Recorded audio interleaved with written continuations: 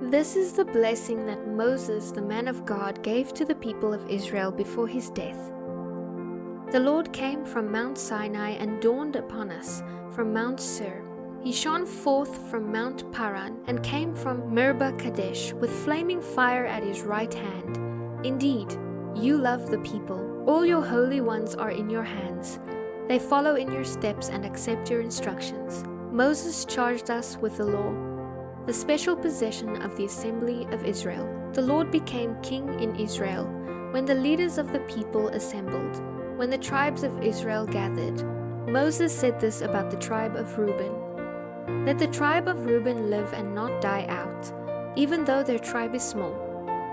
Moses said this about the tribe of Judah: "O Lord, hear the cry of Judah and bring them again to their people. Give them strength to defend their cause. Help them against their enemies." Moses said this about the tribe of Levi: "O Lord, you have given the sacred lots to your faithful servants, the Levites. You put them to the test at Massah and contended with them at the waters of Meribah. The Levites obeyed your word and guarded your covenant. They were more loyal to you than their parents, relatives, and children. Now let them teach your regulations to Jacob. Let them give your instructions to Israel. They will present incense before you and offer whole burnt offerings on the altar. Bless the Levites, O Lord, and accept all their work. Crush the loins of their enemies. Strike down their foes, so they never rise again." Moses said this about the tribe of Benjamin: "The people of Benjamin are loved by the Lord and live in safety beside him. He surrounds them continuously and preserves them from every harm." Moses said this about the tribe of Joseph: "May their land be blessed by the Lord with a choice gift of rain from the heavens and water from beneath the earth, with the riches that grow in the sun and the bounty produced each month, with the finest crops of the ancient mountains and the abundance from everlasting hills, with the best gifts of the earth and its fullness, and the favor of the one who appeared in the burning bush. May these blessings rest on Joseph's head, crowning the brow of the prince among his brothers. Joseph has the strength and majesty of a young bull. His power is like the horns of a wild ox. He will gore distant nations, driving them to the ends of the earth.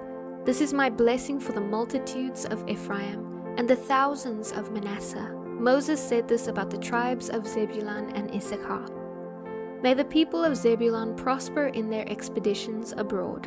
May the people of Issachar prosper at home in their tents.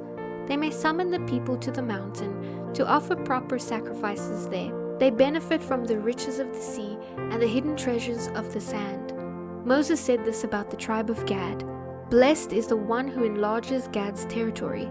Gad is poised there like a lion, to tear off an arm or a head." The people of Gad took the best land for themselves.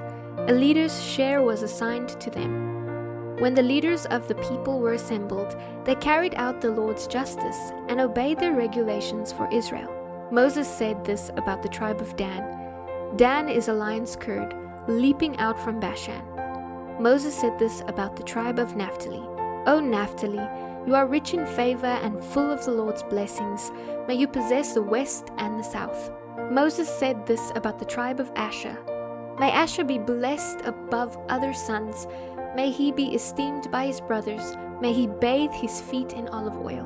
May the bolts of your gates be of iron and bronze. May your strength match the length of your days. There is no one like the God of Israel. He rides across the heavens to help you, across the skies in majestic splendor. The eternal God is your refuge, and his everlasting arms are under you. He thrusts out the enemy before you. It is he who cries, 'Destroy them!' So Israel will live in safety, prosperous Jacob in security, in the land of grain and wine, while the heavens drop down dew. How blessed you are, O Israel! Who else is like you? A people saved by the Lord? He is your protecting shield and your triumphant sword. Your enemies will bow low before you, and you will trample on their backs." Then Moses went to Mount Nebo from the plains of Moab and climbed Pisgah Peak, which is across from Jericho. And the Lord showed him the whole land, from Gilead as far as Dan, all the land of Naphtali, the land of Ephraim and Manasseh, all the land of Judah extending to the Mediterranean Sea, the Negev, the Jordan Valley with Jericho, the city of palms as far as Zor.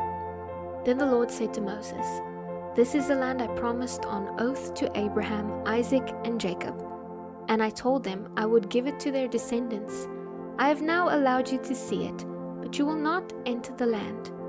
So Moses, the servant of the Lord, died there in the land of Moab, just as the Lord had said. He was buried in a valley near Beth-peor in Moab. But to this day no one knows the exact place. Moses was 120 years old when he died, yet his eyesight was clear and he was as strong as ever. The people of Israel mourned 30 days for Moses on the plains of Moab, until the customary period of mourning was over. Now Joshua, son of Nun, was full of the spirit of wisdom, for Moses had laid his hands on him. So the people of Israel obeyed him and did everything just as the Lord had commanded Moses. There has never been another prophet like Moses, whom the Lord knew face to face. The Lord sent Moses to perform all the miraculous signs and wonders in the land of Egypt against Pharaoh, all his servants and his entire land. And it was through Moses that the Lord demonstrated his mighty power and terrifying acts in the sight of all Israel.